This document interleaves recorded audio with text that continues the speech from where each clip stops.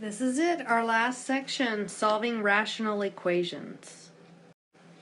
Okay, you may want to hit pause and take some notes here, but probably the most important thing that I want you to see is that sometimes we can do everything right in a math problem and we arrive at a value that is an excluded value, and these are called extraneous solutions. And it's okay, it doesn't mean you did the math wrong, it just means that sometimes that solution does not work for this situation. Alright, so whenever you solve problems like this, the first thing you want to do is you want to write what your excluded values are off to the side.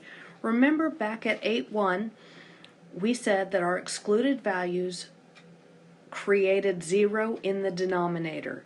So in this case, our only excluded value is 0. So if we come up with an answer that is 0, then we need to say, that's not the answer. It's not going to work, okay? Alright, so let's take a look at this problem. So I've got 7 minus 4 over x equals 2 plus 6 over x. And you know what? I can think of at least 3 different ways to solve this problem. But I'm going to show you one way. I'm just going to pick one. Alright, so I'm going to get rid of these fractions by multiplying every single term by x. So I've got x times 7, x times 4 over x times 2, and x times 6 over x. Alright, so x times 7 is 7x. Minus x times 4 over x gives me minus 4. X times 2 is 2x, and x times 6 over x gives me 6. Alright, so now you want to get your x's on the same side and everything else on the other. So I'm going to subtract 2x from both sides. I get 5x minus 4 equals 6. I'm going to add 4 to both sides. Divide both sides by 5. And I get that x is equal to 2. Notice how 2 is not one of our excluded values, okay? So that means that I feel pretty confident about this being our correct answer. So you know what you can do? You can check your work. So let's see here. Let's check our work. So let's put 2 everywhere we see x in our original problem. Does that equal? So 7 minus 4 divided by 2 is 2. 6 divided by 2 is 3. 7 minus 2 is 5. 2 plus 3 is 5. It works. So I feel pretty confident in this answer right here.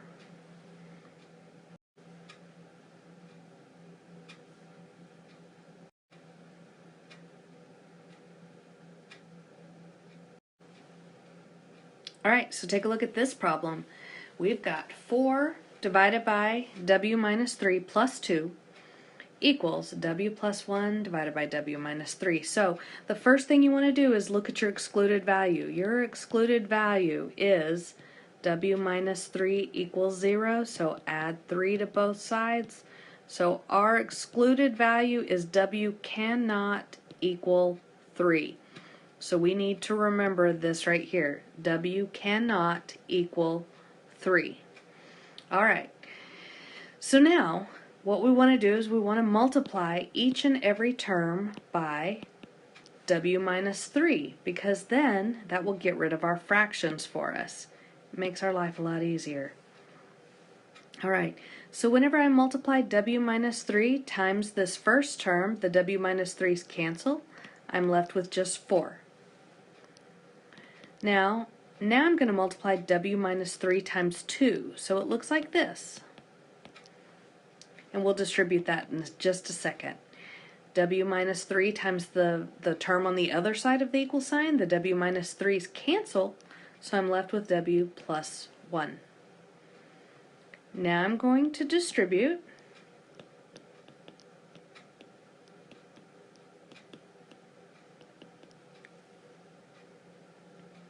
I'm going to combine my like terms. 4 minus 6 is negative 2.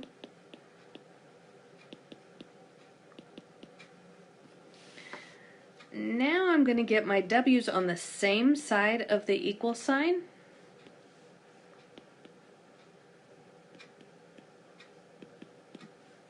Now watch this. Add 2, add 2.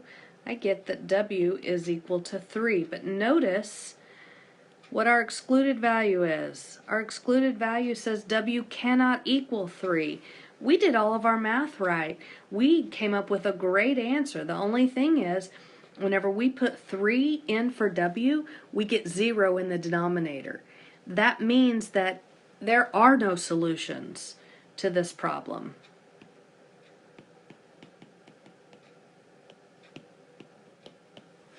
Even though we came up with 1 down here, it created 0 in the denominator, so that is an extraneous solution.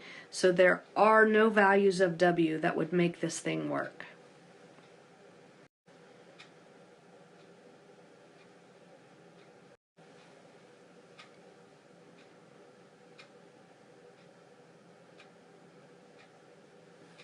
Now I want you to read this last sentence on this page. It says here, we say that the solution set is the empty set, which means there are no solutions. Empty set means no solutions. Alright, so here's just some pointers on solving a rational equation.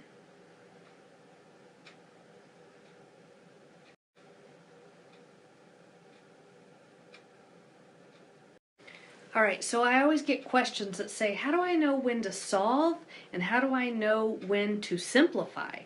So it says here, when you're solving, it'll be pretty clear because you have an equal sign and you've got something on both sides of the equal sign. So that means you're going to solve for the variable.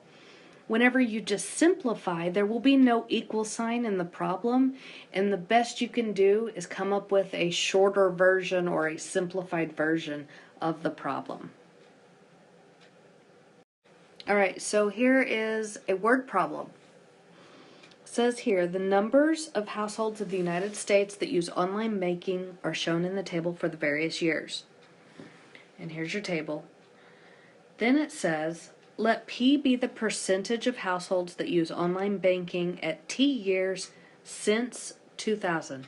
A reasonable model is, the nice thing is, they give us the reasonable model.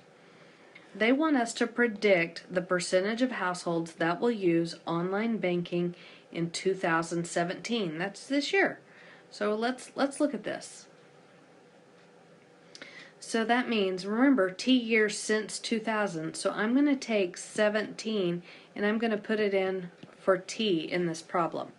So I've got P is equal to 583 times 17 plus 1,847. All of that is divided by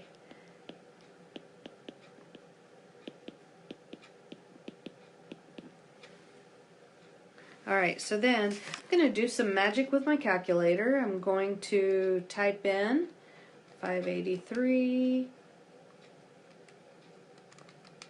times 17 plus 1847, and I get 11758.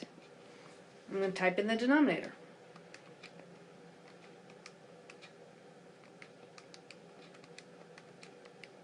And I get, now I'm going to, actually I'm going to do a squiggle there. I'm sure that I'm not going to get a nice number.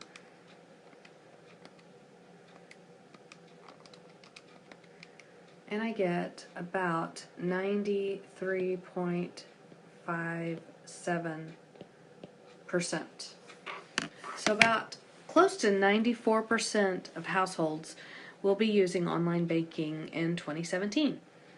Now this part 2, this was part 1. Part 2 wants us to predict when 90% of the households will use online banking. So I'm going to put 90 in for P.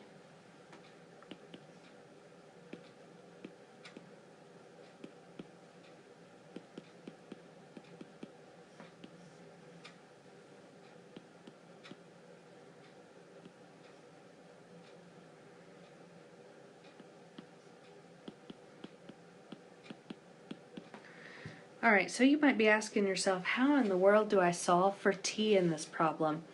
Well, it's actually not that different than what we've really been doing. We're going to multiply both sides by the denominator to get rid of that denominator. So I'm going to multiply it on this side as well.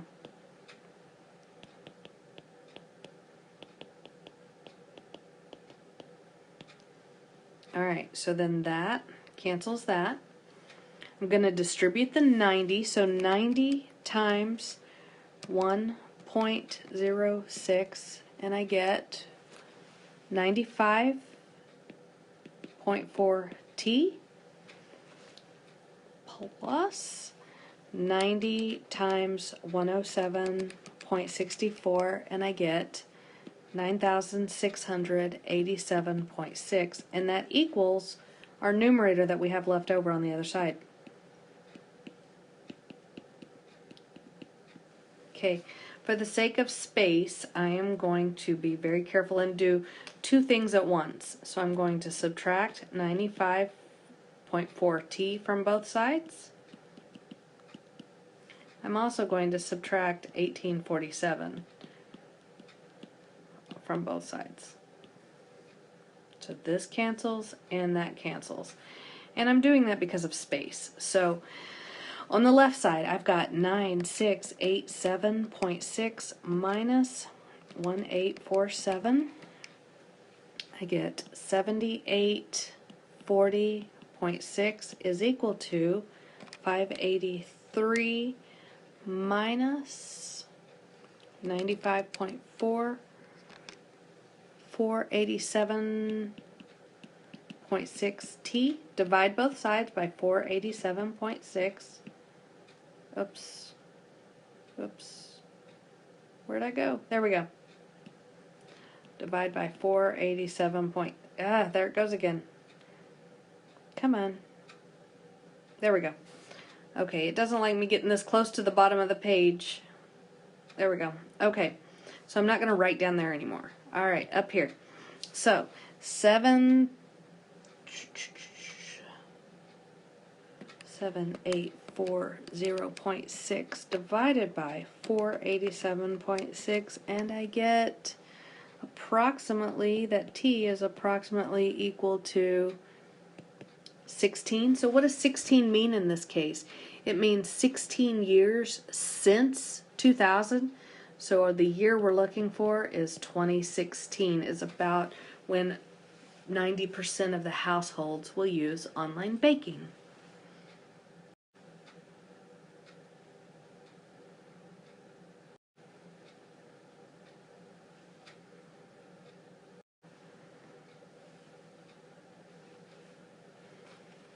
Alright, so that's it for this lesson. If you have any questions, let me know.